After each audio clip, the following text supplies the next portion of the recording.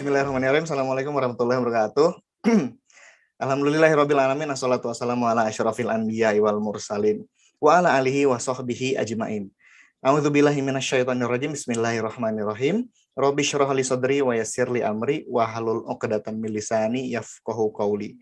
Alhamdulillah bisa kembali bermuwajahah ya bersama kawan-kawan semua, sahabat berbagi cerita di momen yang sangat luar biasa ini ya. Insya Allah sebagaimana tadi sudah disebut sama Om Jov, setiap 2 pekanan ya kita akan berbagi cerita, dan mudah-mudahan nanti di pertemuan-pertemuan berikutnya ya ada banyak hal yang mind blowing ya, mengejutkan gitu.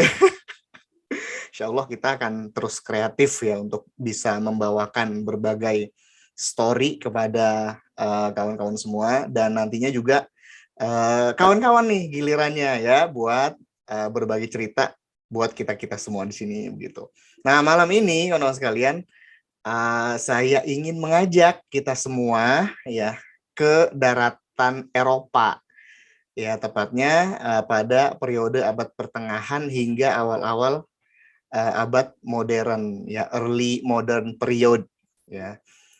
Nah, jadi kawan-kawan sekalian, memang pada masa itu ya pernah terjadi ya sebuah histeria, istilahnya begitu, sebuah histeria, istilahnya witch craze ya, atau witch hysteria, kegilaan penyihir atau histeria tentang penyihir.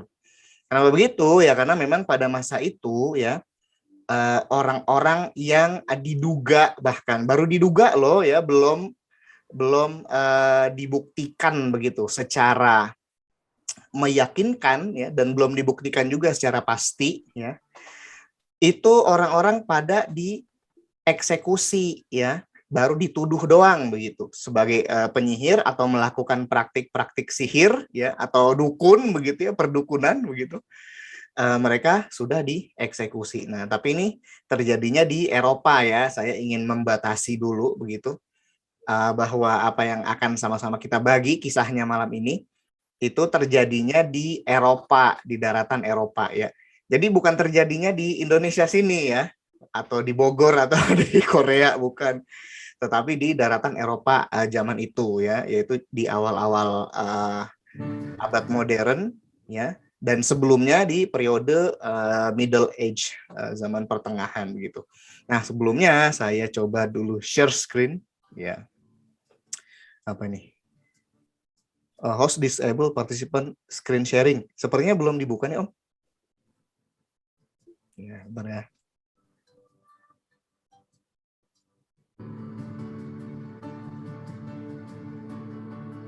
Nah, masih host disable participant screen sharing.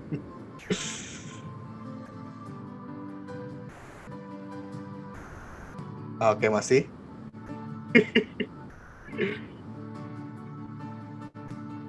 Oke. Baik, kawan-kawan sekalian, sobat berbagi cerita, jadi memang ada basic sosiologi, ada basic sosial, ada basic agama tertentu begitu yang membuat peristiwa perburuan, pembantaian dan pemusnahan orang-orang yang diduga sebagai penyihir ini bisa terjadi di Eropa gitu. Dan malam ini kita akan sedikit banyak berkisah tentang basis-basis tadi ya, basic-basic tadi. Ya, jadi mungkin ini bakal panjang ceritanya sehingga kayaknya ya bakal dibagi ke 2 episode nih. Nah, ini episode pertama. Nah, ini dia. Nah, udah bisa. Oke. Iya, dapat ya. Nah, ini dia. Nah, jadi kawan-kawan sekalian, ya ini mungkin ini agak disturbing, gambarnya agak disturbing karena ini adalah sebuah gambar yang berasal dari abad pertengahan ya, karena memang ketika itu penyihir-penyihir atau orang-orang yang diduga dituduh sebagai penyihir itu hukumannya mati. Aduh, hukumannya dibakar hidup-hidup ya. Ada juga yang hukumannya digantung, seperti misalnya ketika terjadi histeria penyihir di Salem. Salem itu sebuah wilayah di Amerika ya, yang sekarang ini Boston, Massachusetts gitu.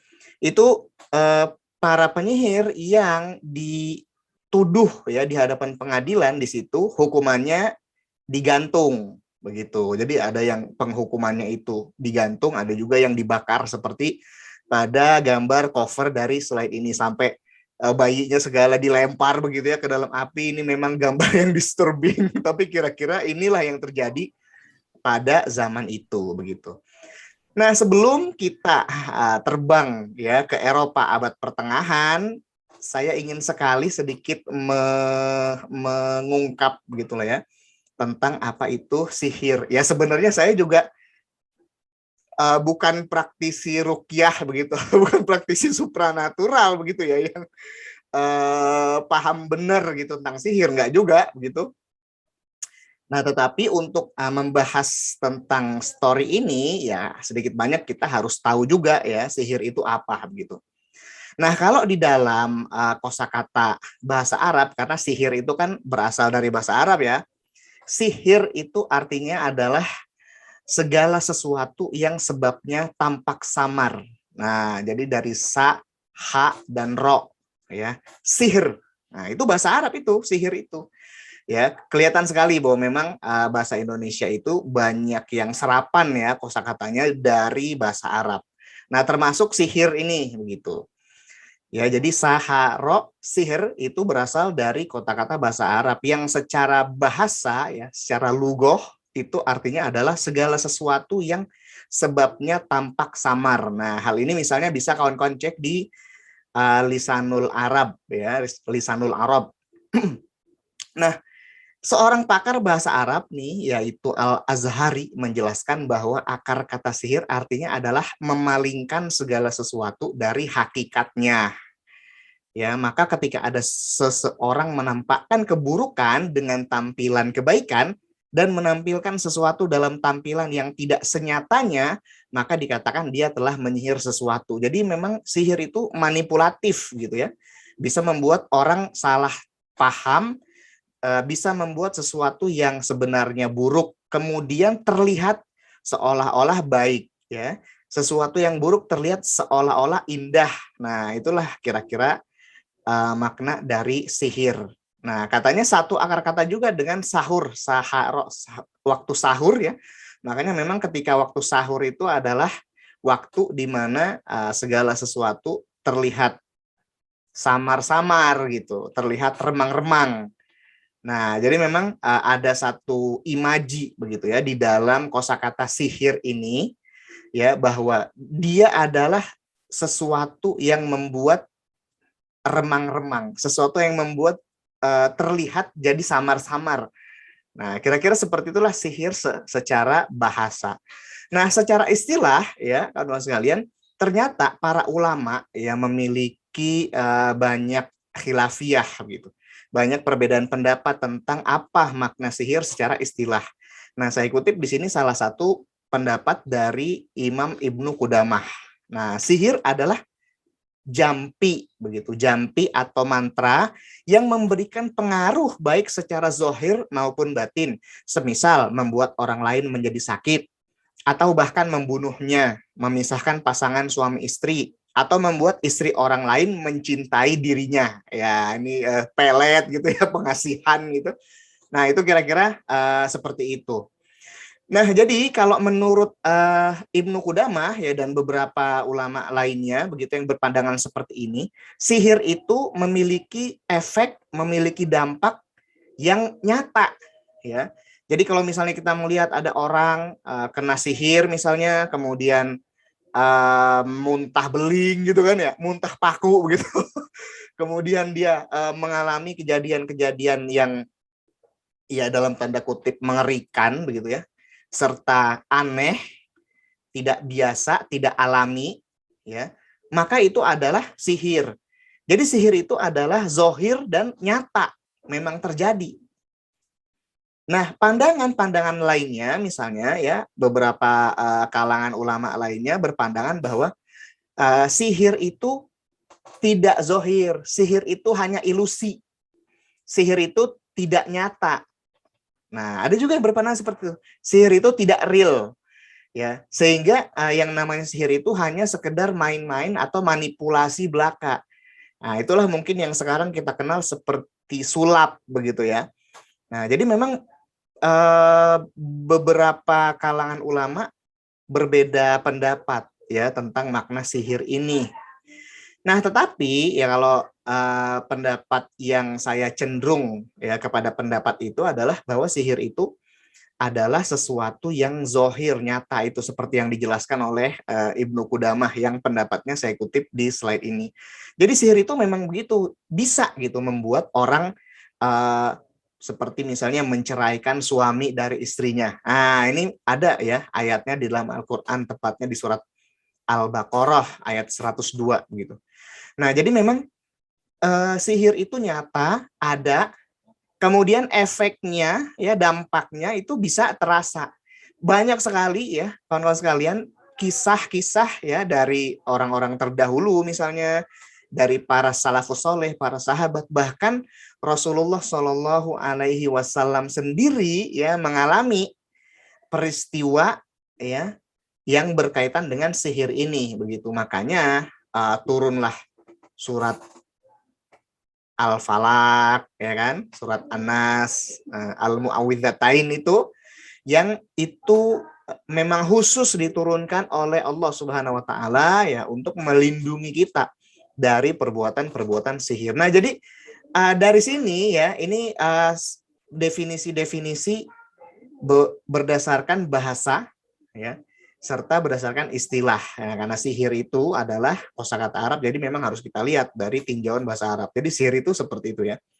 Nah, tetapi ya kawan sekalian, sebelumnya ya, sebelum kembali nih kita terbang ke Eropa ya, saya ingin juga menyodorkan ya beberapa pandangan tentang sihir, beberapa definisi-definisi tentang sihir dari peradaban Barat tentu saja ya, sebab kita kan akan berkunjung ke peradaban Barat.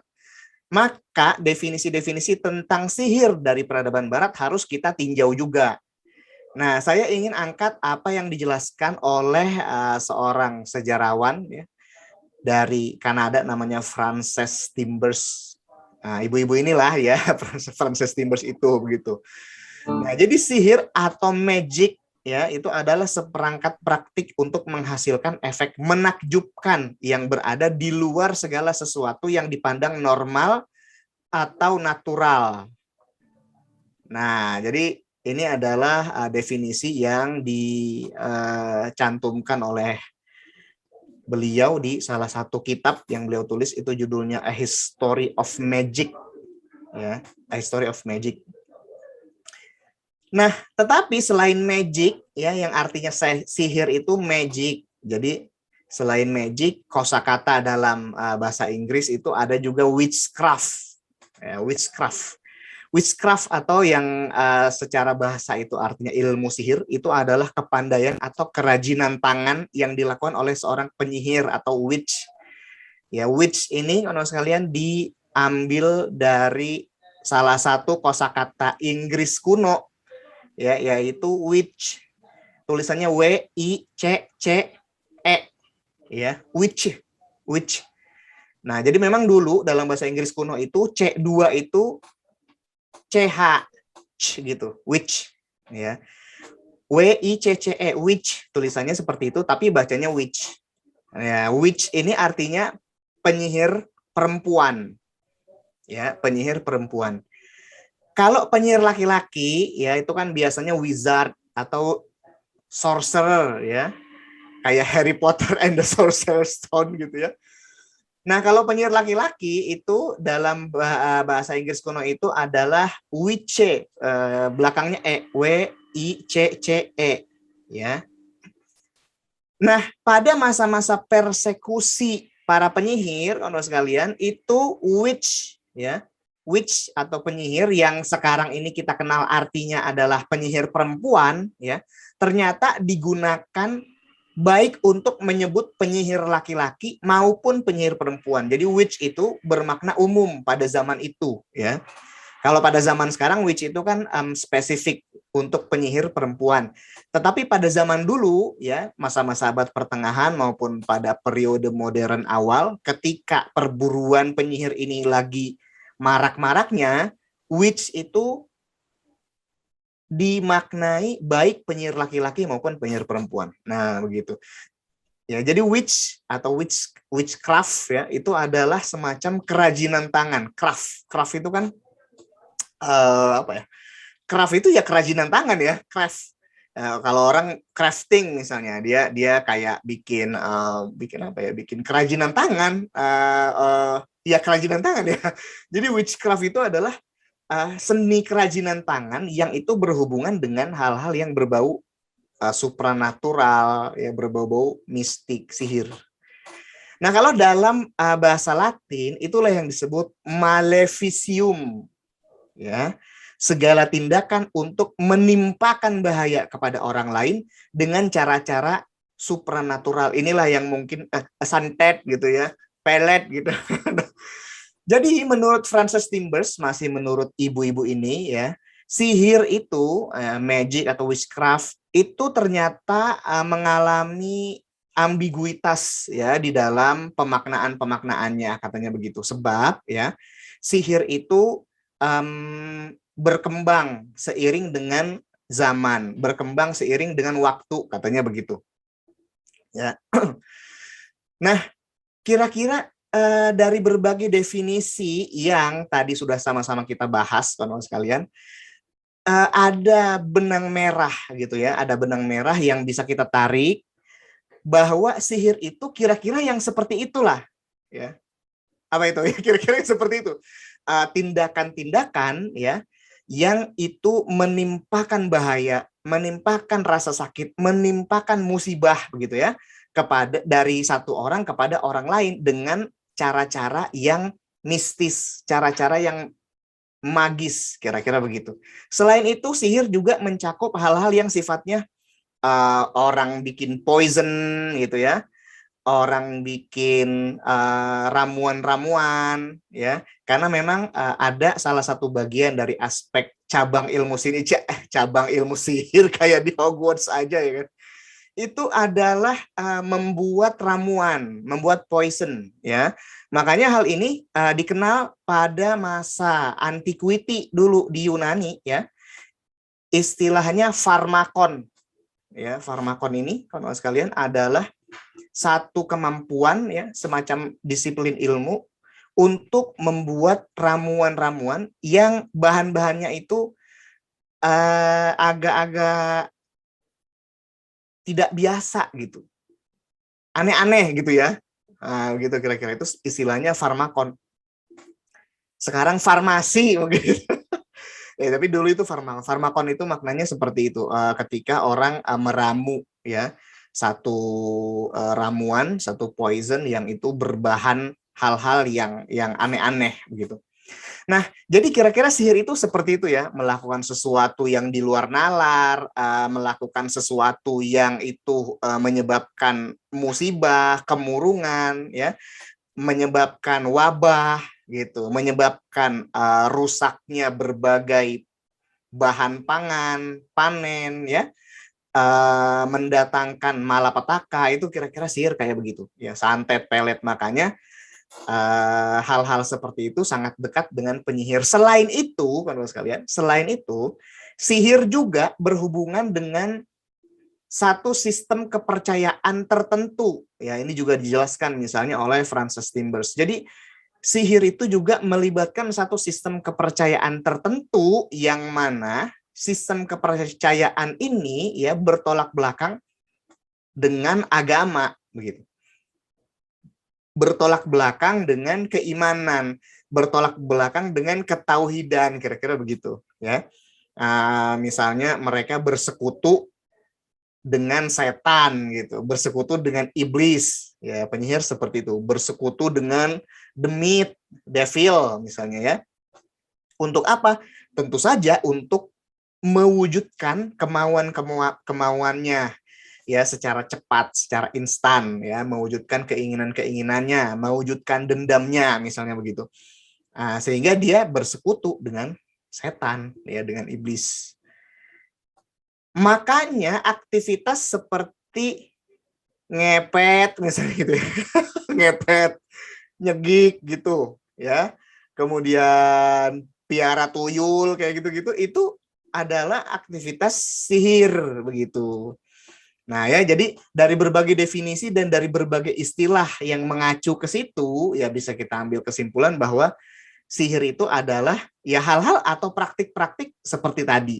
Ya, kira-kira begitu. Nah, berikutnya kawan-kawan sekalian, saya ingin membawa kita semua ya ke satu zaman di mana di zaman itulah ya ini bisa kita lacak ya aktivitas-aktivitas tentang sihir dan tentang dunia persihiran itu ya awal-awal adalah aktivitas sihir yang terjadi pada zaman Babilonia ya peradaban Babilonia, yaitu apa yang dilakukan oleh dua orang malaikat Harut dan Marut. Nah, ini Harut dan Marut ini dituturkan juga ya kisahnya di dalam Al-Qur'an begitu kawan-kawan sekalian. Ya, jadi malaikat Harut dan Marut ini ya adalah malaikat yang misalnya dalam tafsir At-Tabari misalnya di situ dituturkan bahwa mereka itu berdua ya diberikan oleh Allah Subhanahu wa taala. Mereka meminta kepada Allah Subhanahu wa taala diberikan kemampuan-kemampuan seperti manusia. Mereka kan malaikat, ya kan? Malaikat apa? Nggak punya nafsu gitu kan ya, nggak punya nafsu, selalu taat kepada Allah Subhanahu wa taala. Udah default banget lah ya malaikat itu begitu. Nah, maka kemudian mereka dianugerahi nafsu sebagaimana manusia ya, badannya dikasih badan manusia begitu. Makanya kemudian mereka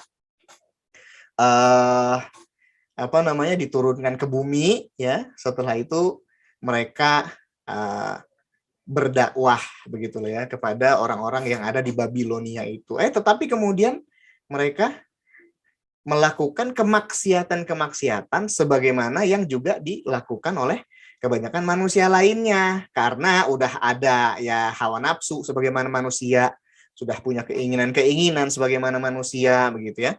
Nah, makanya kemudian mereka mendapatkan hukuman-hukuman tertentu begitulah dari Allah Subhanahu wa taala sebagai pertobatan mereka. Itu salah satu cerita ya. Salah satu cerita tentang Harut dan Marut ini di tafsir At-Tabari misalnya. Di tafsir yang lain ceritanya berbeda lagi begitu. Nah, cuman memang saya cenderungnya adalah pada sebuah cerita gitu yang pernah dituturkan oleh salah seorang ustadz ya, yang saya pernah belajar kepada beliau begitu. Jadi memang kisahnya Harut dan Marut ini kok kayak seolah-olah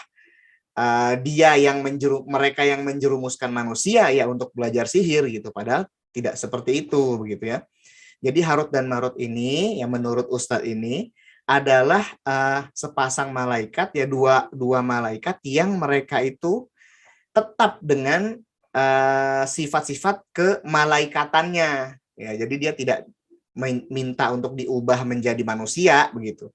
Tapi kemudian mereka diutus ke Babilonia begitu ya untuk menyadarkan orang-orang dari bahaya ilmu sihir itu. Nah, jadi awalnya mereka memang misinya adalah untuk menyadarkan orang-orang supaya jangan belajar sihir dan supaya jangan ya mempraktikkan ilmu sihir. Nah, tetapi tentu saja karena manipulasi-manipulasi ya yang dilakukan oleh tak lain dan tak bukan ya setan, iblis dan bala tentaranya. Nah, jadi mereka malah justru memberikan arahan-arahan ya, pandangan-pandangan tentang sihir tadi begitu kepada orang-orang. Nah, kalau kata Ustaz ini, jadi kayak mereka itu ini secara bisa dibilang secara nggak sengaja gitu ya. Malah justru mereka kan ingin membuat orang-orang jangan sampai belajar sihir, tapi mereka malah nunjukin gitu. Sihir itu tuh begini nih, makanya kamu jangan lakuin, kira-kira gitu ya. Kayak kalau misalnya kita ngomong sama orang, malah kita jadi balik ngasih tahu ke orang itu, sehingga orang itu malah jadi tahu begitu. Nah, kira-kira kisah Harut dan Marut itu seperti itu. Nah, dari ya ilmu yang dipelajari sama orang-orang ini dari Harut dan Marut, makin tersebarlah itu ya ilmu sihir tadi begitu di tengah-tengah masyarakat manusia di Babilonia, sehingga ketika itu makin meluas, makin tersebar yang namanya ilmu sihir tadi. Nah, zaman dan waktu berganti, masa dan tahun-tahun berlalu ya, manusia tetap tetap belajar sihir, tetap mempraktikkan ilmu sihir hingga datanglah zamannya Raja Sulaiman. Nah, ini Raja Sulaiman atau Nabi Sulaiman alaihissalam, yaitu ilustrasi lukisannya dibuat oleh Pedro, ya, Pedro Guadaret, itu orang Italia ya, abad-abad Renaissance begitu. Nah, jadi jangan dipercaya ya Raja Sulaiman atau Nabi Sulaiman mukanya kayak begitu, itu cuma imajinasi seorang pelukis ya. Ini segambarnya biar rame saya pasang juga di slide saya ini. Nah, jadi Nabi Sulaiman ya atau Raja Sulaiman, beliau itu raja juga, nabi juga ya, seseorang sosok yang amat dimuliakan oleh Allah Subhanahu wa taala. Ya, beliau adalah raja dan nabi bagi Bani Israel. Jadi beliau memerintah kira-kira tahun 970 sampai 931 sebelum Masehi. Jadi memang kalau tahun sebelum Masehi ngitungnya mundur ya. 970 sampai 931 sebelum Masehi. Nah, Nabi Sulaiman alaihissalam ini adalah seorang raja yang banyak hartanya, besar kekuasaannya, ya, dan juga memiliki ya rakyat yang beraneka ragam.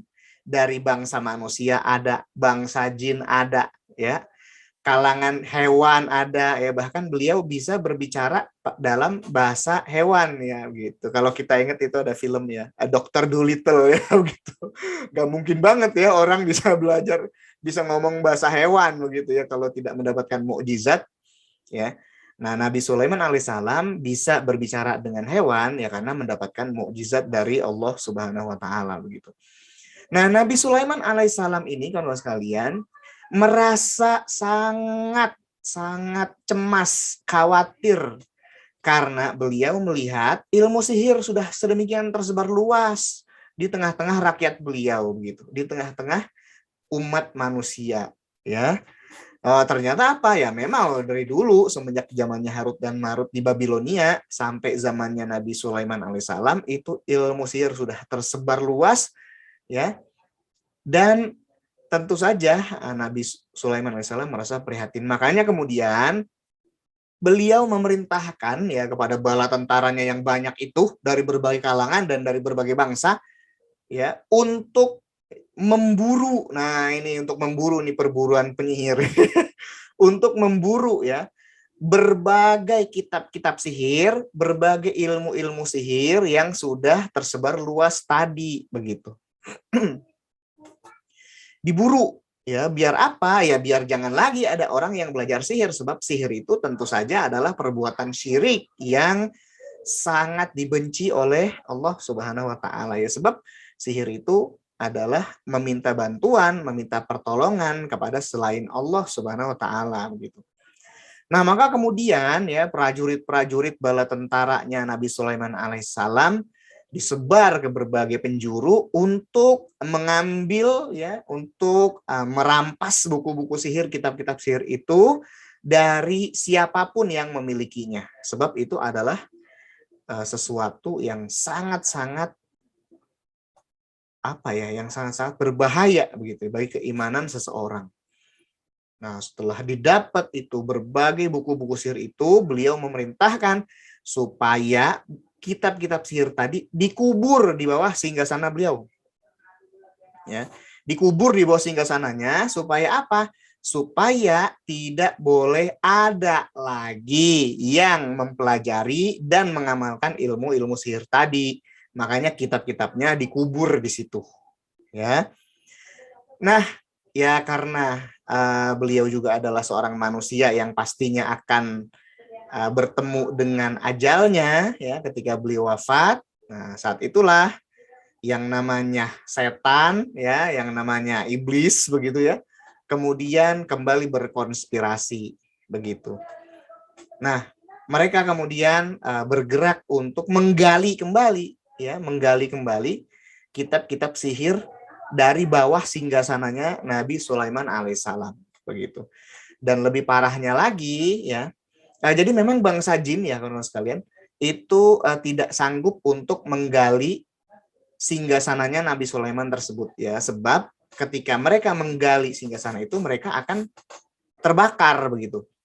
Nah, tetapi kemudian mereka berkonspirasi bersama dengan ya manusia-manusia yang kafir, yang fasik, ya, untuk menggali.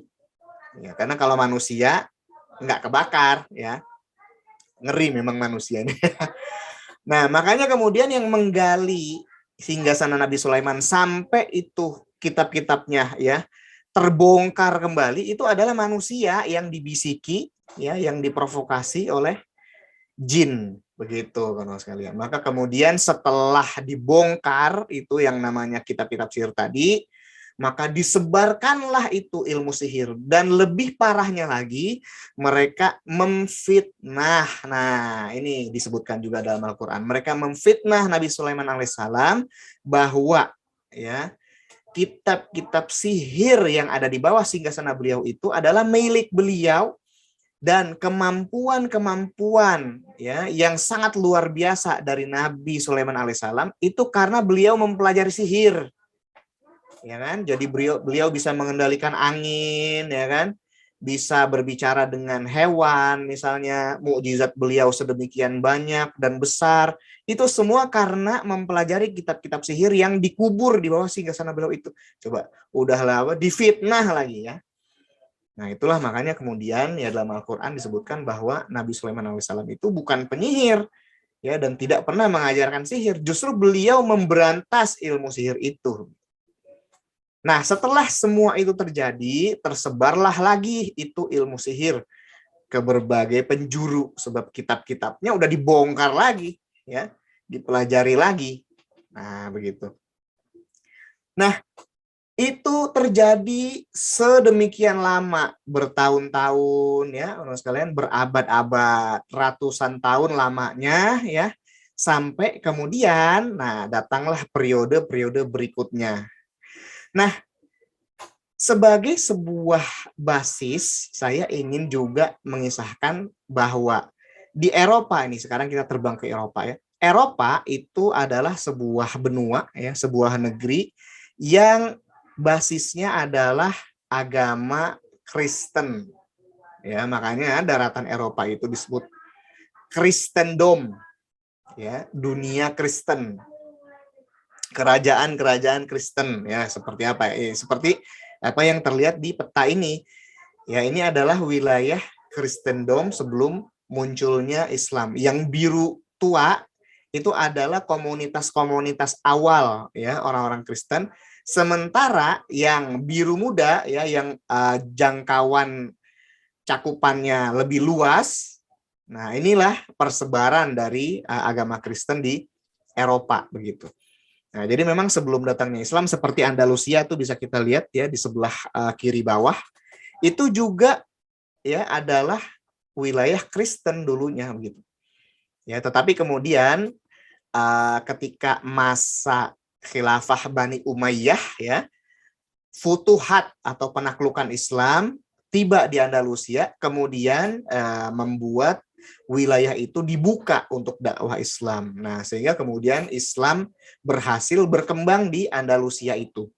Penaklukan-penaklukan Islam, kawan-kawan sekalian, terus ya menjalar dari Andalusia ke sebelah utara. Nih, ke sebelah utara nih. Ke arah Prancis. Ya. Ingat pasti kawan-kawan sekalian dengan Tariq bin Ziyad, ya, Musa bin Nusair. Nah, itu adalah tokoh-tokoh dan penakluk-penakluk muslim yang luar biasa yang membawa Islam ke daratan Andalusia. Nah, begitu. Nah, setelah mereka berhasil menaklukkan Andalusia, ini tepatnya di zaman Khilafah Bani Umayyah, di masa pemerintahan Khalifah Al-Walid bin Abdul Malik ya, tahun 711 Masehi. Nah, setelah mereka berhasil menaklukkan Andalusia, mereka nggak berhenti sampai di situ. Mereka terus ya menjalar ke sebelah utara, yaitu ke wilayah Perancis. Ya, ke wilayah Perancis. Nah, sayangnya ketika sampai di sini nih. Jadi mereka terus ke utara, ke wilayah Perancis, tuh hampir udah mau nyampe itu ke Paris tuh. Tetapi mereka mentok di Tours. Ya, mentok di Tours. Ketika itu pecahlah sebuah pertempuran besar antara pasukan kaum muslimin dengan pasukan Kristen dari kerajaan Prancis ya yang dipimpin oleh raja mereka namanya Charles Martel ya. Terjadi pertempuran sengit di situ ya, kaum muslimin dipimpin oleh seorang mujahid besar namanya Abdurrahman Al-Ghafiqi. Pertempuran ini di dalam sejarah disebut sebagai Ma'rakat Balatus Syuhada ya. Dan dalam pertempuran ini kawan sekalian, kaum muslimin kalah. Ya, kalah. Padahal hampir menang. Ya. Dan apa yang dahulu terjadi pada perang Uhud ya. Dalam perang Uhud itu kaum muslimin sebenarnya hampir menang, tetapi karena ada yang silau dengan harta, rampasan perang ya, maka kemenangan yang tadinya sudah di depan mata ya gagal untuk diraih. Ini mirip dengan apa yang terjadi di pertempuran Tours. Ya, makanya kemudian kaum muslimin dikalahkan oleh pasukannya Charles Martel dari Prancis, Abdurrahman Al-Ghafiqi syahid di situ, dan penaklukan Islam di benua Eropa mentok di situ. Ya, mentok di situ ya, dan sejak saat itu tidak pernah ada lagi penaklukan Islam dari wilayah sebelah barat. Makanya ada juga sejarawan yang menyatakan bahwa pertempuran Tours ini adalah salah satu pertempuran paling menentukan dalam sejarah ya. Salah satu pertempuran itu the most decisive battle in history ya, salah satu pertempuran paling menentukan dalam sejarah. Sebab kalau misalnya kaum muslimin ketika itu menang di Tours ya, itu seluruh Eropa itu sudah menjadi benua Islam. Ya. Tetapi karena penaklukan Islam mentok di Tours, Eropa tetap menjadi Kristendom sampai hari ini. Nah, padahal kalau sekalian di zaman yang sama ya, itu Islam sudah mengalami perkembangan yang sangat luar biasa, dan ya di tengah-tengah peradaban Islam itu sihir itu kayak seolah-olah sudah kehilangan pesonanya gitu. Ilmu sihir sudah kehilangan pesonanya. Sebab apa? Sebab kaum muslimin ya sudah sibuk dengan kemajuan sains dan teknologi yang berhasil digalakkan karena penerapan Al-Quran dan Sunnah. Nah, begitu kan sekalian. Tetapi di zaman yang sama ya, di Eropa ketika itu, yang mana saat itu mereka itu Kristendom ya, karena penaklukan Islam kan mentok di Tours. Di Eropa saat itu mereka masih sangat percaya kepada sihir, mitos, santet, mantra, guna-guna, masih sangat percaya. Ya, sehingga peradaban Kristendom saat itu adalah sebuah peradaban yang secara umum sihir itu masih diyakini eksis. Sihir itu masih diyakini ada dan bisa menyebabkan malapetaka. Ya, orang-orang yang mempraktikkan sihir juga banyak begitu. Sebab apa ya? Sebab peradaban Kristendom ketika itu adalah pewaris ya dari peradaban Romawi yang mempraktikkan berbagai ritual-ritual ya dari penyembahan berhala ya dari periode yang lalu begitu. Nah, karena itulah di tengah-tengah Kristendom pada era abad pertengahan dan awal periode modern itu masih berkembang berbagai kepercayaan bahwa manusia, bumi, langit, tumbuhan, dan berbagai bagian alam semesta lainnya saling berhubungan dan semuanya memiliki kekuatan magis dan elementar yang bisa digunakan untuk tujuan-tujuan baik maupun buruk. Inilah basis keyakinan yang menyebabkan perburuan penyihir bisa terjadi. Itu jadi bias itu gara-gara autokorek ya. Saya ngetiknya bisa ya. Berubah sendiri dia jadi biasa. Nah, sorry batuk. Nah, jadi kawan-kawan sekalian ya, memang ketika itu ya agama Kristen itu sudah tersebar ya di Eropa jauh sebelum agama Islam hadir.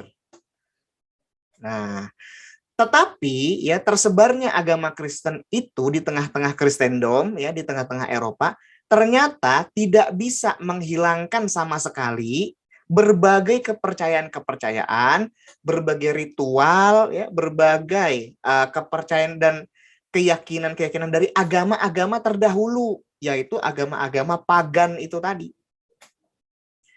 Yang mana ya biasanya praktek-praktek sihir itu dari situ bermulanya ya, dari keyakinan dan kepercayaan kepada agama-agama pagan, agama-agama penyembahan berhala. Makanya mereka nyembah Jupiter, Saturnus, Zeus gitu-gitu.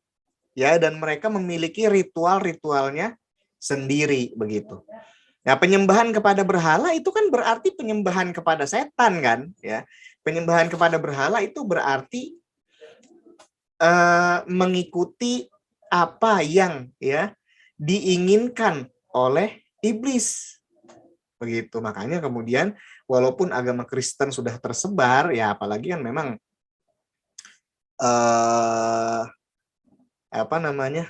berbeda ya dengan apa yang dibawa oleh Nabi Isa alaihissalam, bahwa Nabi Isa alaihissalam itu kan mengajarkan tauhid ya, mengajarkan keimanan kepada Allah Subhanahu wa taala begitu.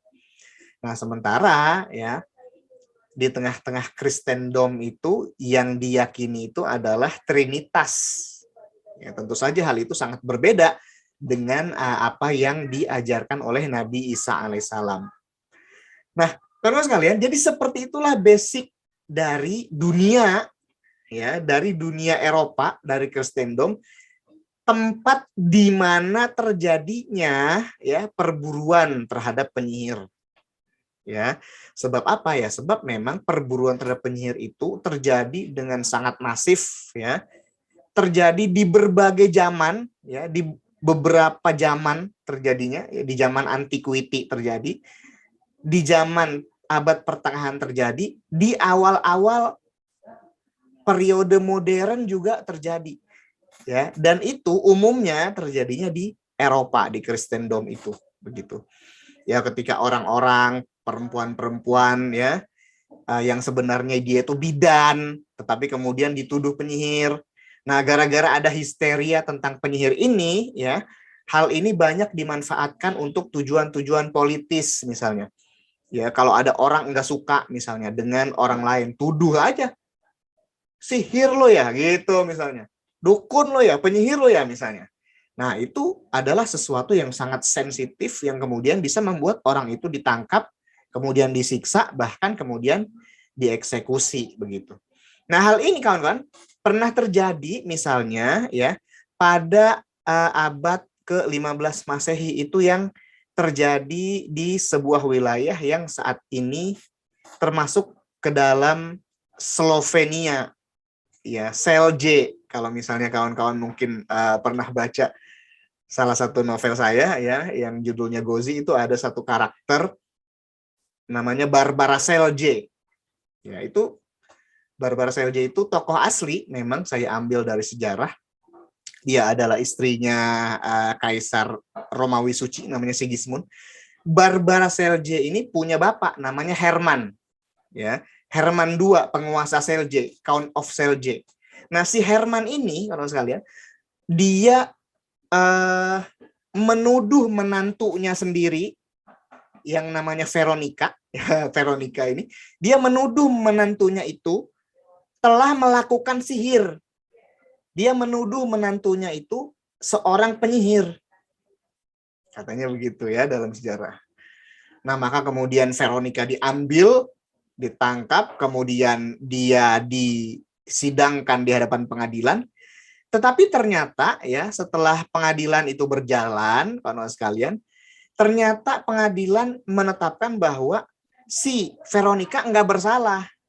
Ya, tidak ditemukan bukti-bukti bahwa dia melakukan tindakan sihir. Ya, tidak ada tanda-tanda bahwa dia melakukan ritual-ritual aneh, benda-benda ritualnya enggak ada misalnya kayak gitu. Ya, maka kemudian pengadilan membebaskan si Veronica. Nah, tetapi tetap saja orang yang namanya Herman Count of Celje ini seorang penguasa, ya, dia tetap menangkap si Veronica itu, kemudian menenggelamkannya, kawan sekalian. Ditenggelamkan Veronica itu, menantunya sendiri ya. Karena apa? Ya karena ternyata terungkap dia nggak suka sama si Veronica karena Veronica ini adalah anak bangsawan rendahan. Ya, tetapi kan putranya suka sama si Veronica ini ya begitu. Jadi dia nggak suka anaknya nikah sama Veronica begitu sebenarnya. Nah, jadi histeria tentang penyihir ini memang udah banyak sekali digunakan oleh berbagai kalangan ya, dimanfaatkan oleh berbagai kalangan untuk tujuan-tujuan pribadi mereka begitu.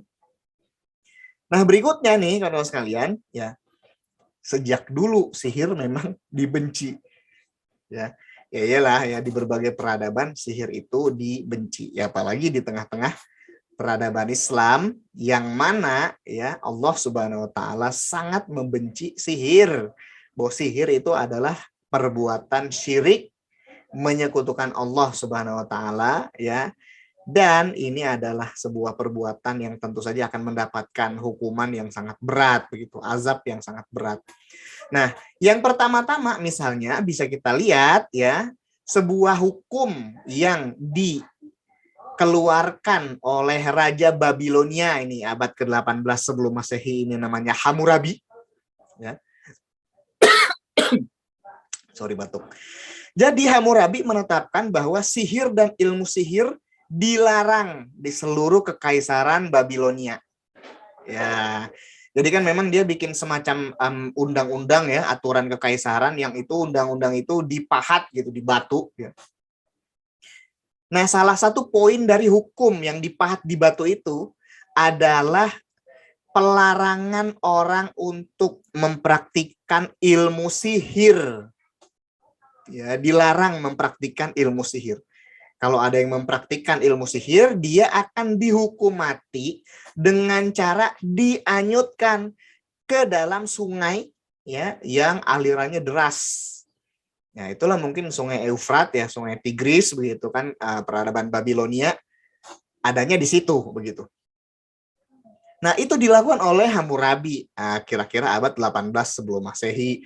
Berikutnya ini ada dilakukan oleh Romawi. Romawi juga ya. Ternyata walaupun dia peradaban yang menyembah berhala ya, ternyata membenci sihir juga ya. Nah, pada 451 sebelum Masehi, 12 tablet hukum Romawi diperlakukan untuk melawan berbagai tindakan sihir. Jadi ketika itu ya, sebagaimana bisa kita lihat nih di gambar, itu ada 12 plat batu, itu tablet ya istilahnya. 12 plat batu ini yang dipajang ya di sebuah dinding begitu, sebuah mading biar orang-orang bisa pada baca. Itu mereka ya mencantumkan hukum-hukum yang di situ harus ditaati oleh para warga negara Romawi. Nah, salah satu hukum ya di dalam tablet yang berjumlah 12 itu adalah pelarangan berbagai tindakan sihir ya. Tidak boleh merapalkan mantra, tidak boleh melempar guna-guna untuk merusak hasil panen dan sebagainya. Nah, jadi Romawi saja membenci sihir ya. Nah, jadi kalau sekalian itu pada 451 sebelum Masehi. Sekarang kita maju lagi pada tahun 331 sebelum Masehi ini. 170 orang wanita dihukum mati karena dituduh sebagai penyihir yang menyebabkan wabah penyakit di tengah-tengah kekaisaran Romawi. 170 orang loh. Ya kan, 170 orang itu kan banyak loh, begitu. Nah, makanya ya, di sini juga terlihat betapa ya penyihir itu semenjak dulu begitu, itu memang sudah mengalami nasib malang ya, sehingga diberantas begitu. Nah, itu pada 331 sebelum Masehi. Berikutnya kita maju lagi tahun 81 Masehi. Nah, ini dia Lucius Cornelius Sulla ya, seorang diktator Romawi. menerbitkan hukum Lex Cornelia de Sicaris et Veneficis, ya, yang salah satu butir hukumnya itu adalah melarang kepemilikan racun dan ramuan-ramuan berbahaya. Ya, sebab salah satu cabang ilmu sihir itu adalah meramu poison gitu ya. Ya kalau di Hogwarts itu ya kerjaannya Profesor Snape. Ya, Harry Potter juga ya gara-gara ada buku Pangeran Berdarah Campuran, dia punya buku ya.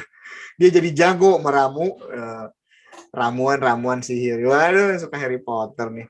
Nah, pada zamannya Sula ini kalau sekalian ya, dia menerbitkan hukum yang namanya aneh kayak tadi ya, Lex Cornelia gitu. Dan di situ dicantumkan tidak boleh memiliki ya berbagai bahan-bahan yang itu aneh-aneh. Ya, nggak boleh. Karena bisa diduga itu untuk sihir. Ya. Selain itu dilarang juga memiliki kitab-kitab sihir dan kepemilikan berbagai perlengkapan sihir lainnya. Nah, begitu. Jadi ya kalau misalnya ada orang nih, ngapain nih orang gantung-gantung jimat apa misalnya ya di kamarnya misalnya atau di depan rumahnya. Nah, itu bisa langsung dituduh atau diduga dia melakukan sihir. Nah, begitu. Nah, jadi memang dari dulu teman sekalian yang namanya penyihir itu sudah dibasmi, diberantas. Nah, zaman berlalu, waktu berganti, berbagai persekusi ya dan pembasmian terhadap para penyihir itu terus terjadi ya di Kekaisaran Romawi. Ya. Nah, Kekaisaran Romawi ini Kekaisaran Romawi ini kawan sekalian itu adalah sebuah kekaisaran yang nantinya menjadi Kristendom. Ya. Kalau misalnya kita lihat di peta yang tadi itu loh. Ya, kalau misalnya kita lihat di peta yang tadi ya, itu umumnya ini kan wilayah-wilayah Kekaisaran Romawi ini. Ya, wilayah-wilayah yang nantinya menjadi kepausan, menjadi Kristendom ya, itu umumnya adalah wilayah-wilayah dari Kekaisaran Romawi. Gitu. Nah, makanya ya ketika nanti si Kekaisaran Romawi itu ya melakukan persekusi terhadap penyihir terus terjadi di Kekaisaran Romawi sampai abad keempat Masehi. Ya. Dan makin reda nih setelah ditetapkannya agama Kristen sebagai agama negara pada tahun 390-an Masehi. Nah, jadi memang ya ketika itu ada Kaisar Konstantin I. Kalau Kaisar Konstantin yang berhadapan dengan Sultan Muhammad Al-Fatih itu adalah Konstantin 11 ya. Nah, Konstantin I ini adalah kaisar Romawi yang menjadikan agama Kristen sebagai agama yang diakui di tengah-tengah Kekaisaran Romawi. Dulu juga ya, kawan-kawan sekalian, itu Kekaisaran Romawi melakukan pembasmian terhadap orang-orang Kristen. Tetapi setelah naiknya Kaisar Konstantin I, ya jadi Kaisar Konstantin I ini kayak seolah-olah mengalami sebuah peristiwa spiritual. Ya. Jadi ketika beliau bersama pasukannya pulang perang, kemudian melewati sebuah jembatan, itu namanya Jembatan Milvian, itu beliau kayak menyaksikan di langit itu kayak seolah-olah ada keajaiban gitu. Melihat malaikat ya, melihat kayak penampakan spiritual kayak gitu-gitu, sehingga kemudian ya dia jadi tertarik sama agama Kristen. Nah, maka kemudian ya dia menjadikan agama Kristen itu sebagai agama resmi di Kekaisaran Romawi. Nah, setelah agama Kristen ini menjadi agama resmi di Kekaisaran Romawi, berbagai pembasmian dan persekusi-persekusi terhadap para penyihir itu seolah-olah mereda. Ya, mereda. Nah, itu juga yang terjadi kawan-kawan sekalian ketika kepausan institusi negara yang dipimpin oleh paus jadi pemimpin spiritual orang-orang Kristen gitu di berbagai belahan dunia itu paus. Jadi setelah kepausan itu berkuasa persekusi terhadap para penyihir itu seolah-olah mereda. Seolah mereda. Nah, kekuasaan kepausan pada awalnya bersikap lunak terhadap orang-orang yang diduga mempraktikkan sihir. Itu jadi lunak, jadi mereda. Beberapa contohnya adalah kayak misalnya orang-orang yang diduga sebagai penyihir diberikan kesempatan untuk bertobat. Nah, penance, bertobat mereka kemudian diberikan waktu untuk memikirkan kesalahan-kesalahannya. Setelah itu mereka difasilitasi untuk taubat untuk kembali ke jalan yang benar gitu. Meninggalkan berbagai praktik sihir yang selama ini mereka lakukan. Selain itu ditetapkan juga berbagai undang-undang bahwa menuduh orang sebagai penyihir secara semena-mena itu hukumannya adalah hukuman mati begitu. Dan kemudian berbagai konsili yang diselenggarakan oleh kepausan itu menetapkan bahwa tidak boleh menuduh orang sembarangan sebagai penyihir. Orang yang menuduh orang sembarangan sebagai penyihir itulah yang akan dihukum. Dan orang yang membakar orang sembarangan karena dituduh penyihir, maka dia juga akan mendapatkan hukuman mati. Nah, itulah keputusan-keputusan yang ditetapkan oleh kepausan terhadap penyihir. Jadi memang terhadap isu penyihir ini Jadi memang mereka itu lunak begitu setelah agama Kristen ini berkembang di tengah-tengah kekaisaran Romawi setelah mereka menjadi Kristendom begitu. Nah, tetapi seiring berjalannya waktu, seiring bergantinya tahun ternyata perkembangannya sangat-sangat memprihatinkan sebab apa? Sebab terjadi lagi gitu pembasmian dan perburuan terhadap penyihir yang terentang panjang di berbagai abad di berbagai wilayah. Tercatat misalnya di Jerman terjadi begitu, di Skotlandia terjadi di Inggris terjadi. Di berbagai wilayah Eropa, di berbagai wilayah Kristendom itu terjadi pembasmian dan eksekusi terhadap para penyihir dan orang-orang yang dituduh sebagai penyihir. Begitu kan sekalian. Nah, ini dia ini belum klimaks tapi ini mungkin part 1 sebab nanti sudah kita persiapkan story berikutnya yang akan menjadi klimaks dari kisah perburuan penyihir ini secara lebih detail lagi begitu.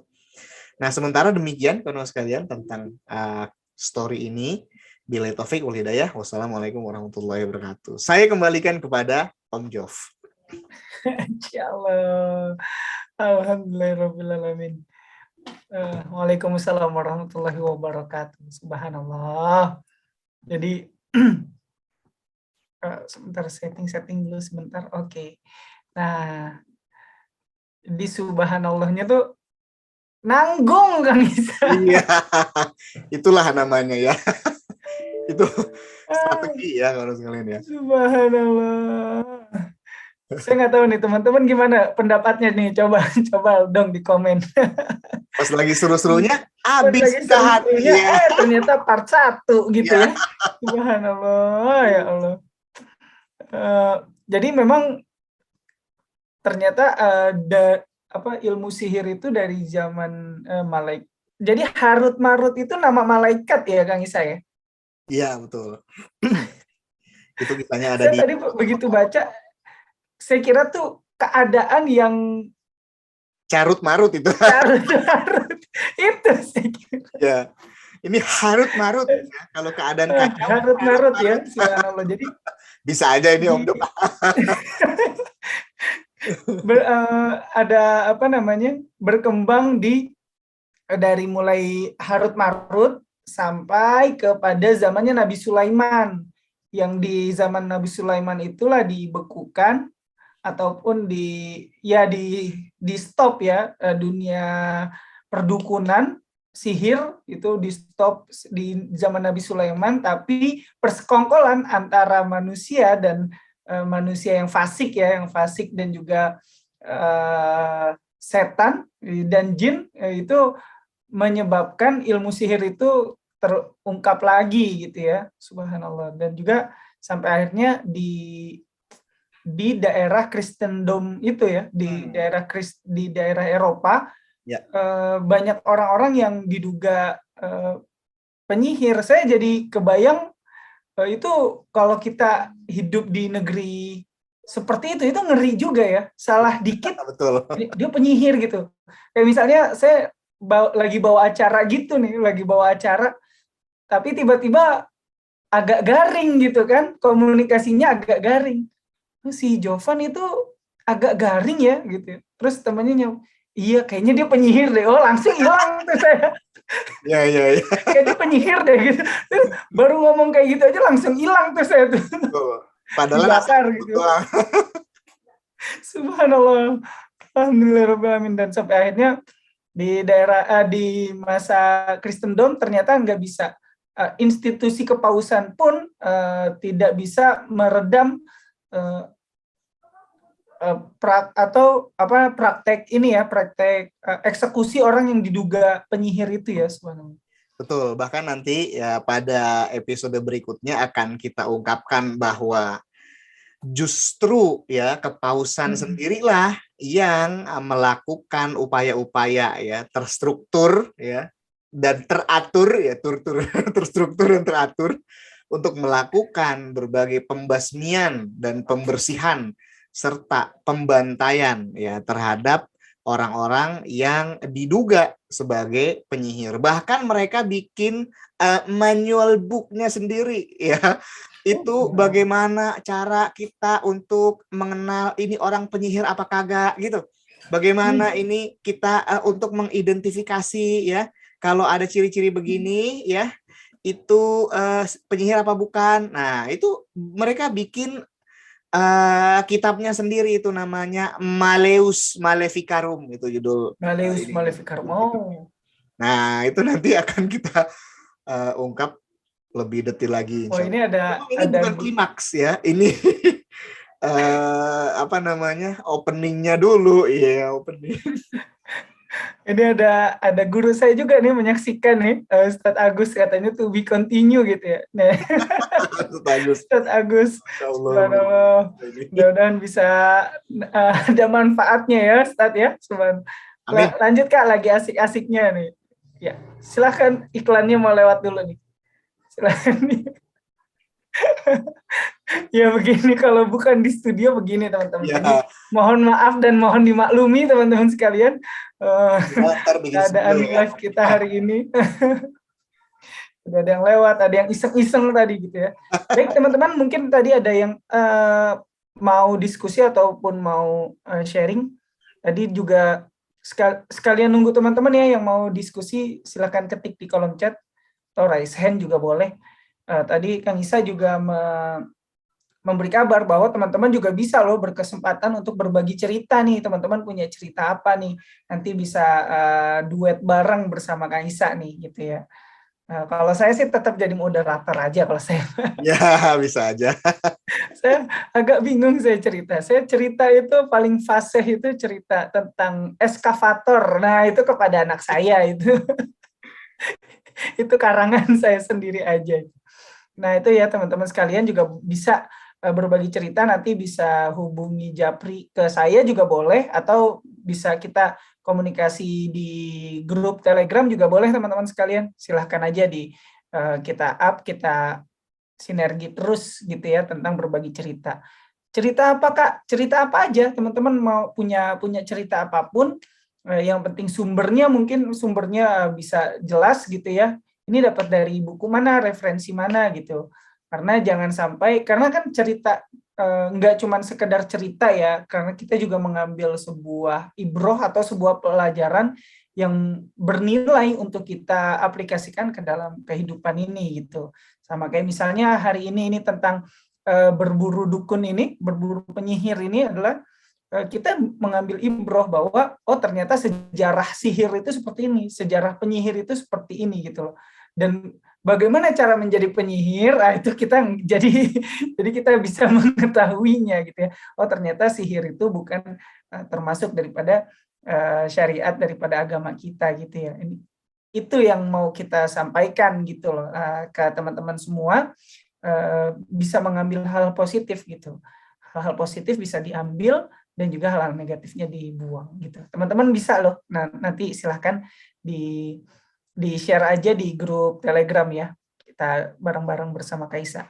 Dan juga jangan lupa teman-teman sekalian yang baru masuk grup Telegram ataupun yang sudah lama bermukim di grup Telegram berbagi cerita, terima kasih kami mengucapkan dukungan teman-teman semua sehingga kita bisa mengadakan studio kecil-kecilan gitu ya teman-teman sekalian, untuk menyajikan tayangan yang berkualitas gitu ya insya Allah. Dan juga teman-teman bagi yang mau mendukung lagi silahkan bisa klik pin yang ada di Telegram atau saya kirim di via chat ya teman-teman sekalian ya. Bisa di copy paste atau juga bisa di copy paste mudah-mudahan. Insyaallah ini saya copy paste. Oke, silakan. Buat teman-teman yang ingin mendukung dan sudah berniat untuk mendukung berbagi cerita, silahkan kirimkan ke BCA ataupun Mandiri atas nama Diki Kansela Devia. Mohon dikirimkan bukti transfernya ya, karena ini adalah rekening pribadi agar tidak tercampur dengan uang pribadi gitu ya. Karena 100% daripada dukungan teman-teman itu dialokasikan untuk pertumbuhan berbagi cerita teman-teman semua. Jadi Studio Minde tadi itu kita beli, kita dapatkan itu atas dari dukungan teman-teman semua gitu. Insya Allah kita akan bisa lebih upgrade lagi ke depannya buat teman-teman semua. Dan juga teman-teman yang mungkin punya produk atau punya usaha mungkin yang mau diiklankan boleh loh sambil nunggu gitu kan. Kita saling sharing di sini, kita saling berbagi di sini. Teman-teman silakan aja bisa kirimkan foto ataupun kirimkan video gitu ya teman-teman semua. Nanti tinggal hubungi saya atau hubungi teman-teman. Wa iyakum Kak Irena Aulia, subhanallah. Jadi insya Allah akan ada part keduanya, tetap tunggu di grup Telegram kita ya. Insya Allah 2 pekan sekali, insya Allah kita akan berbagi cerita. Oh itu tadi ada yang nanya tuh Kaisa, yang di gambar raja itu di kaki rajanya itu surban apa bukan ya? Iya, yang yang di gambar raja yang slide keberapa tadi ya?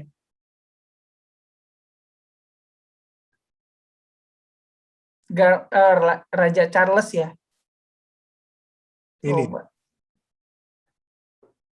Saya nggak terlalu memperhatikan loh, Masya Allah. Ini detail sekali nih teman-teman. Iya. Mana ya? Charles.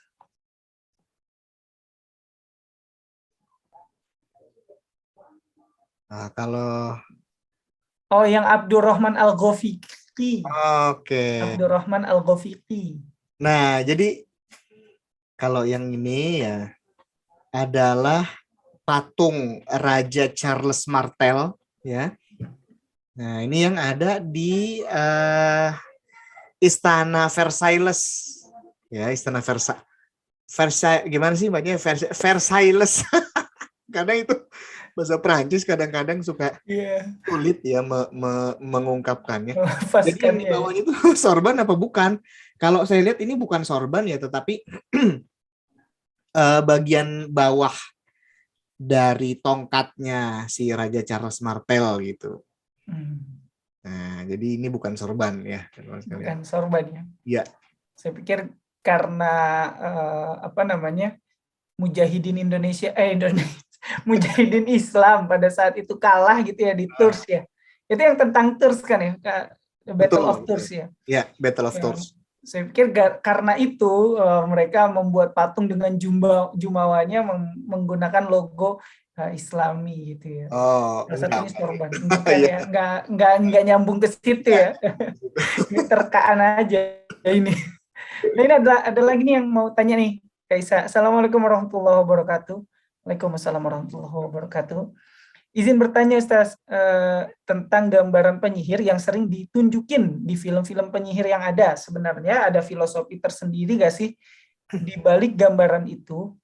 Perempuan kurus, pakai baju hitam, kotor, pakai topi panjang, hidungnya panjang, dan lain-lain. Nah, itu penggambarannya apakah memang seperti itu? Nenek-nenek yang itu loh, penyihir yang itu, Kaisa. Nah, itu filosofinya seperti apa tuh, Kaisa?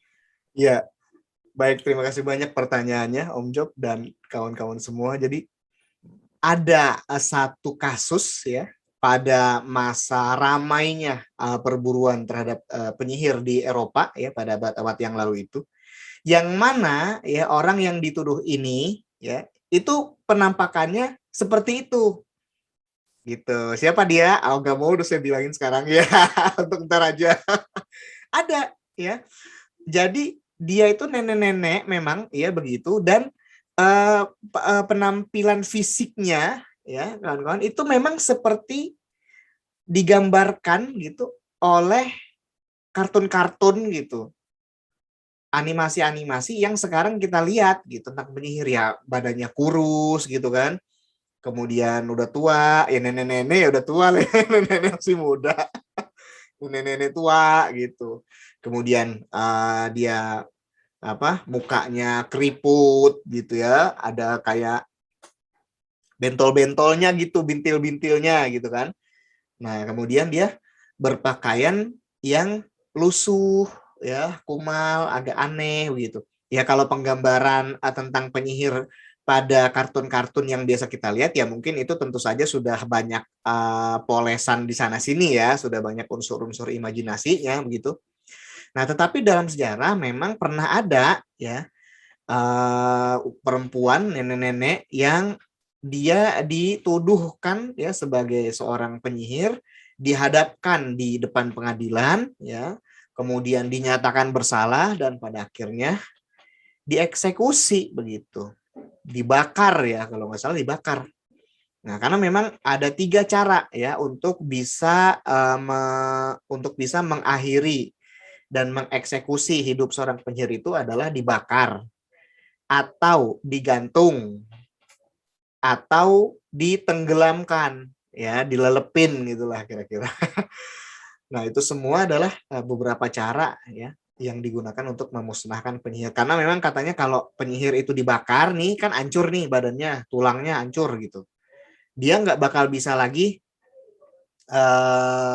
kayak nyatu lagi gitu, nggak bisa bangkit lagi karena udah hancur, kebakar ya, kayak gitu. Itu ada tujuan-tujuannya gitu ya, cara pengeksekusiannya juga gitu. Nah, tetapi memang seperti yang tadi ditanyakan, itu pernah ada satu kasus wanita yang dituduhkan penyihir, dia kayak gitu penampilannya, penampakannya begitu. Ya, insya Allah nanti akan kita ungkap di pertemuan berikutnya. Siap. Nah, jadi nggak sabar kan ya teman-teman semua ya. Saya juga agak penasaran gitu ya, karena walaupun kita satu tim gitu ya, kita nggak sedetail ini gitu. Ketika ngobrol sama Kak Isa tuh nggak sedetail ini tentang berburu dukun ini tentang apa? Ini nggak sedetail ini gitu. Saya juga agak penasaran nih teman-teman semua. Yeah. Jadi sama-sama ya kita tunggu. Subhanallah, ini banyak banget. Stay tune ya. Oke, stay tune di jalur 11 FM ya. Berbagi cerita gitu ya. Setiap Jumat malam kita akan sama-sama berbagi cerita di 11 FM. Kok 11 sih? Apa sih? Kau mau berburu dukun susah gak? Ini nggak usah ya, nggak usah. Jadi nggak usah diburu dukunnya itu. Kalau zaman sekarang sih sudah ini ya, sudah banyak sudah banyak informasi gitu ya, apalagi Islam sudah datang gitu kan ya, udah jelas gitu. Mana yang sihir, mana yang penyihir itu udah jelas. Tinggal kita mengambil pelajaran di Islam aja gitu ya, sehingga kita tahu oh ini yang sesuai syariat Islam gitu. Oh ini termasuk daripada sihir, itu sudah jelas ya Kaisa ya kalau zaman sekarang ya. Betul, tetapi memang Om ada ternyata ya pada zaman modern ya, kita pikir sekarang zaman modern. Tetapi ternyata ya ada sebuah arus baru nih pada zaman modern kita sekarang ini ya, yaitu mulai bangkitnya, sebenarnya udah dimulai sih dari abad yang lalu ya, ketika pertengahan abad ke-20 itu mulai bangkit ajaran-ajaran baru tentang sihir. Ada juga penyembahan baru terhadap berhala, itu neopagan istilahnya ya. Kalau beberapa aliran sihir modern sekarang itu namanya Wicca ya, kalau misalnya kawan-kawan pernah, mungkin nanti bisa di googling ya, akan sedikit saya ungkap juga nanti pada pertemuan berikutnya. Itu adalah sebuah gerakan arus baru dalam dunia sihir di zaman modern kita sekarang ini. Nah, itu namanya Wicca. Dia mempraktikkan sihir juga. Ya, dia melakukan ritual-ritual sihir begitu dengan kostum hitam-hitam gitu-gitu kan ya, kayak biasa mungkin kita lihat di film-film. Itu benar-benar mereka lakukan begitu ya, ritualnya ngelilingin apa gitu, kemudian nyembah berhala. Ya, setelah itu mereka juga bikin ramuan-ramuan. Nah, itu hari ini ternyata ada lagi, hari ini ternyata bangkit lagi begitu. Nah, tetapi kan karena hari ini ya yang berkembang itu adalah paham kebebasan ya, liberalisme begitu. Kemudian permisivisme, segala-gala serba boleh, yang penting jangan nyakitin orang, nah gitu. Yang penting jangan ganggu orang, yang penting jangan ngusik orang. Ya, maka situ mau ngelakuin apa aja ya terserah situ, asalkan jangan ngusik-ngusik, ganggu-ganggu orang. Ya, mau mempraktikkan penyembahan berhala lagi, mau mempraktikkan sihir lagi, ya silakan aja. Ya, yang penting kalau misalnya entar ganggu orang atau nyakitin orang atau menyebabkan bahaya kepada orang lain, nah baru dah itu ya akan mendapatkan tindakan-tindakan hukum. Tetapi kalau misalnya enggak ya, nah, karena memang Wicca ini dia nggak melakukan apa ya, santet gitu, nggak melakukan pelet gitu ya. Nah, tetapi dia kayak semacam komunitas yang itu melakukan ritual-ritual penyembahan sekedar untuk mengekspresikan diri, mungkin begitu ya. Nah, nanti akan kita ungkap lebih detail lagi begitu. Nah, tapi memang sejarah berulang, kawan sekalian. Sejarah berulang. Ya, orang dulu nyembah berhala, kita pikir zaman sekarang udah modern kagak bakal nyembah berhala lagi. Alah, rupanya ada orang yang masih nyembah berhala sampai hari ini. Ya, ternyata ada. Begitu. Nah, makanya beruntunglah kita ya berpegang teguh kepada Islam ya, yang mana Islam itulah ya satu-satunya pemahaman yang benar, satu-satunya ya ajaran yang benar. Begitu. Demikian Om. Subhanallah. Nah, jadi udah jelas sih menurut saya. Jadi pembatasannya ya memang di Islam udah clear gitu ya. Di Islam sudah clear mana yang termasuk sihir dan mana yang boleh kita lakukan dan mana yang nggak boleh kita lakukan. Nah, itu udah clear. Makanya jangan putus semangat untuk tetap menimba ilmu, teman-teman sekalian. Dan tadi ya, subhanallahnya sejarah itu bisa berulang. Nah, berbagi cerita ini kan mengungkap sebuah sejarah yang kita bisa tahu bagaimana cara kita menyikapi ketika sejarah itu berulang gitu ya. Masya Allah. Jadi ini sebuah acara yang sangat worth it lah kalau teman-teman share. Silakan dong share dong sekarang. Subhanallah. Oke, ini terakhir ya. Pertanyaan terakhir sebelum kita diskusi panjang lebar di grup Telegram, insya Allah. Kak Isa, saya penasaran nih dengan kisah Magus ya mungkin ya. kisah Magus di bukunya Abdul Hamid. Nah, itu praktik ilmu hitam menyembah iblis gitu atau bukan ya? Itu nyatakah atau termasuk dari fiksi gitu? Ya. Oke, terima kasih banyak kawan-kawan Om Jo. Ya, jadi novel Abdul Hamid Ghozi ya kawan-kawan itu adalah fiksi yang diinspirasi dari sejarah begitu. Ya karena dia fiksi sejarah sehingga detil-detil yang kawan-kawan temukan di dalam novel itu tentu saja adalah fiksi atau imajinasi, yaitu adalah rekaan dari penulisnya. Nah, terus yang faktanya, yang sejarahnya berapa persen dong, Kang? Basic, alur, ya itu tetap menggunakan sejarah begitu. Nah, makanya alur yang besar ya, fakta-fakta sejarah yang besar itu akan digunakan sebagai basic, sebagai dasar cerita dari novel Abdul Hamid Ghozi tersebut. Nah, si Magus ini kawan-kawan saya hadirkan di dalam novel Abdul Hamid Ghozi sebagai sebuah sosok ya, sebagai sebuah sosok yang sosok itu ya dalam tanda kutip diagungkan. Sosok itu dimuliakan ya. Karena dia itu konveyornya sebagai penghubungnya gitu antara ya iblis yang kemudian saya representasikan sebagai Lucifer itu ya, karena dalam beberapa penjelasan Lucifer itu sebenarnya iblis ya. Lucifer itu kan malaikat yang terjatuh kalau dalam mitologi Barat ya. Lucifer itu malaikat yang terjatuh karena dia itu the fallen angel ya, the fallen angel, malaikat yang terjatuh karena dia tidak mau menaati ya perintah Tuhan yang dia pandang perintah itu keliru gitu. Yang dia pandang perintah itu merugikan, dia pandang perintah itu salah. Harusnya nggak begitu gitu. Maka kemudian Tuhan ya dalam tanda kutip mengusir si Lucifer itu begitu.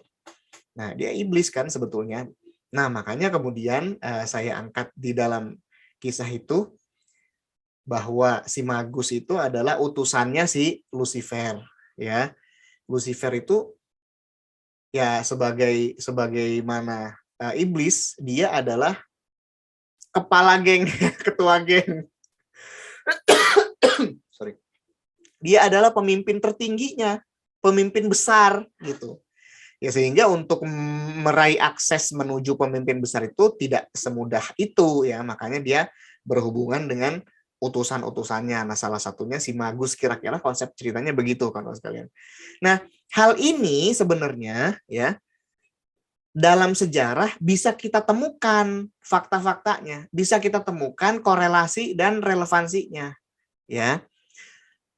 Organisasi clandestine, organisasi tersembunyi yang melakukan gerakan-gerakan untuk meruntuhkan khilafah Turki Utsmani itu adalah Freemasonry. Salah satunya ya, Freemasonry. Nah, selain Freemasonry misalnya ada orang-orang misionaris, ada orang-orang nasionalis, liberalis. Salah satunya adalah Freemasonry. Nah, Freemasonry ini kawan-kawan, kalau kita coba telusuri ya, dia melakukan ritual-ritual penyembahan berhala, neopagan. Freemasonry itu dia nyembah patung bentuknya kambing, tahu ya, Baphomet namanya, kambing, badannya orang, kepalanya kambing, udah kagak jelas-jelas aja tuh ya, kepalanya kambing, badannya orang ya. Tahu nyembah apaan gitu, kagak jelas begitu coba. Nah, dia juga menyisipkan ya cita-citanya, pesan-pesannya lewat simbol-simbol misalnya begitu. Dia juga melakukan ritual-ritual, kalau kawan-kawan baca-baca buku-buku ya tentang sejarah-sejarah Freemasonry misalnya, tentang kisah-kisah, cerita-cerita ya tentang bagaimana gerakan itu, ternyata mereka juga melakukan ritual pemanggilan setan, pemanggilan arwah. Ya, katanya begitu.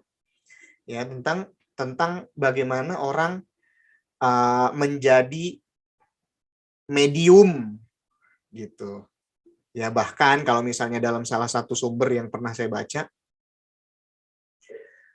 jadi satu kali Buya Hamka ini saya baca di aduh saya lupa itu bukunya ya.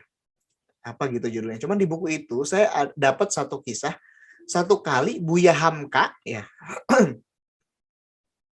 Satu kali Buya Hamka itu dengan Haji Agus Salim ya, lagi jalan, lagi ketemuan. Ya, tahulah Haji Agus Salim sama Buya Hamka ini adalah tokoh-tokoh besar dari negeri kita ya, para pejuang kemerdekaan begitu. Jadi Buya Hamka sama Haji Agus Salim mereka lagi ketemuan jalan. Nah, kemudian mereka mendekati satu tempat ya di Jakarta tentu saja. Yang tempat itu dikenal sebagai lojinya orang Freemasonry. Ya. Nah, kemudian keluarlah salah seorang dari dalam loji itu menemui dua orang tokoh besar ini. Diajak, ayo deh kita masuk yuk. Ya, ayo Buya, ayo kita masuk. Lihat nih, ya orang Freemason lagi pada bikin ritual pemanggilan arwah, katanya gitu. Ya. Lah, kemudian Buya Hamka nanya, lagi manggil arwah siapa? Katanya. Ya. Dijawab ya lagi manggil arwah seseorang, katanya begitu. Nah, terus Buya Hamka nanya lagi. Coba bisa nggak panggil arwahnya Pangeran Diponegoro, katanya gitu. Ya. Kita tahu Pangeran Diponegoro itu siapa ya? Pangeran Diponegoro itu adalah salah seorang pahlawan yang sangat kental perjuangannya ya dalam melawan penjajah Belanda dengan spirit Islam. Nah, Buya Hamka nanya, bisa nggak panggil rohnya Pangeran Diponegoro, katanya gitu. Ya, kemudian masuk lagi orang itu ke dalam. Dia nanya kali ya sama orang yang lagi ritual itu. Sama orang Freemason itu dia nanya. Rajin banget lagi nih orang. Benar-benar ditanyain.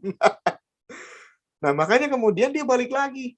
Wah, sulit Bu ya kalau Pangeran Diponegoro, berat katanya. Tahu berat apaan?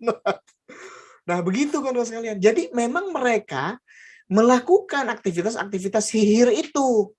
Mereka melakukan pemanggilan arwah, penyembahan terhadap berhala. Ya, mereka memiliki filosofi mereka sendiri. Yang tentu saja semua itu sangat jauh bertentangan dengan Islam. Nah, makanya setelah pertemuan itu ya Haji Agus Salim sama Buya Hamka, ya sudah, ogah mereka masuk ke dalam situ, ngapain musyrik, ya kan? Syirik, manggil-manggil arwah atau buat apaan kan begitu.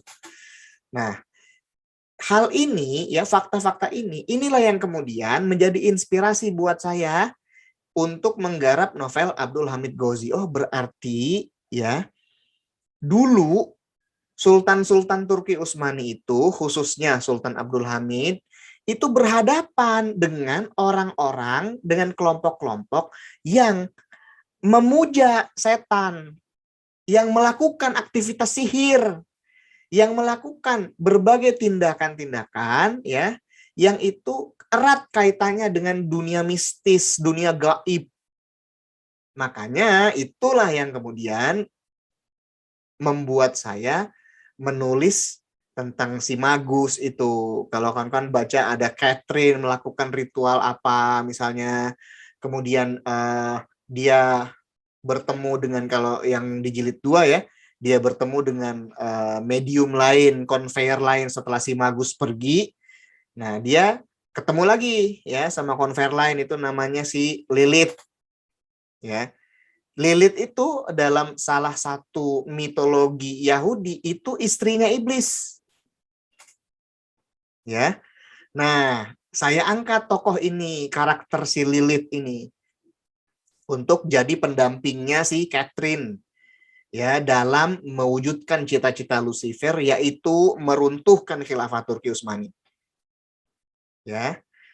Nah, kira-kira seperti itulah gambaran bagaimana saya mengubah ya sejarah kemudian menjadi novel Abdul Hamid Ghozi, begitu kawan-kawan. Demikian Om Job. Iya, jadi bukan plek-ketiplek fiksi gitu teman-teman sekalian ya. Jadi ada alur dari berbagai macam referensi dijadikan satu buku novel itu, gitulah teman-teman sekalian ya.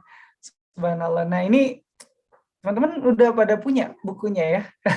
Kalau belum punya silahkan hubungi nomor yang tertera dan insya Allah kita akan sama-sama berbagi cerita lagi. Iya, ini dia iklan lagi lewat. Iya, kita akan udah ya, alhamdulillah. Kita cek lagi nih, cek lagi nih. Enggak pengen pakai. Ini nggak berfungsi. Silakan. Ada pakainya enggak? Gimana saat zaman pertengahan? Oke, fakta sejarah. Ya. Baik teman-teman sekalian, alhamdulillah dari jawaban tadi Kang Isa juga kita bisa tarik kesimpulan ya bahwa di Islam itu memang perlu dan senantiasa kita dirangsang berpikir gitu ya, sehingga nggak senantiasa ikut-ikutan aja gitu ya. Kayak tadi contohnya dari Kiai Haji Agus Salim dan juga Buya Hamka itu kan subhanallah, ya ngapain ikut-ikutan gitu. Kalau misalkan itu bukan sebuah akidah yang benar gitu ya. Dan disinilah memang pentingnya Islam untuk membangun kerangka berpikir kita agar stay di jalur yang Allah inginkan gitu ya, bukan jalur suka-suka kita yang bikin patung, palanya kambing, badannya manusia gitu ya. Itu subhanallah, itu jauh dari bayangan kita. Oke, terima kasih teman-teman sekalian sudah bersama berbagi cerita sampai malam hari ini. Stay halal, siap. Insya Allah stay halal. Stay healthy, stay halal. Teman-teman semua, terima kasih atas supportnya, terima kasih atas dukungannya, dan terima kasih sudah sampai selarut malam ini ya. Insya Allah tetap ada manfaat yang bisa diambil, dan juga jangan lupa di-share ke teman-temannya di sosial medianya, tag @berbagicerita, @saifisa, @omjof, dan juga teman-teman juga bisa sumbangsi ataupun berkontribusi, ingin cerita tentang apapun yang memang teman-teman kuasai, silahkan. Terima kasih buat teman-teman, sekali lagi mohon maaf bila banyak kesalahan, banyak kekurangan, mohon maaf, insya Allah ke depan kita akan perbaiki lagi gitu ya. Silahkan ramaikan di grupnya, ditunggu relay di YouTube-nya. Oke, siap, insya Allah kita akan relay lagi di YouTube, insya Allah buat teman-teman semua. Abang ceritanya pakai gini. Oke. Buat teman-teman semua, mohon maaf banyak kekurangannya. Mohon dibuka pintu maaf sebesar-besarnya. Kita akhiri pertemuan kita hari ini dengan lafaz hamdalah, istighfar, dan doa kafaratul majelis. Alhamdulillahirrabbilalamin, astaghfirullahalazim, subhanakallahumma wa bihamdika, asyhadu alla ilaha illa anta, astaghfiruka wa atubu ilaik. Selamat malam, tetap sehat, tetap semangat, dan tetap taat. Salam berbagi cerita. Assalamualaikum warahmatullahi wabarakatuh.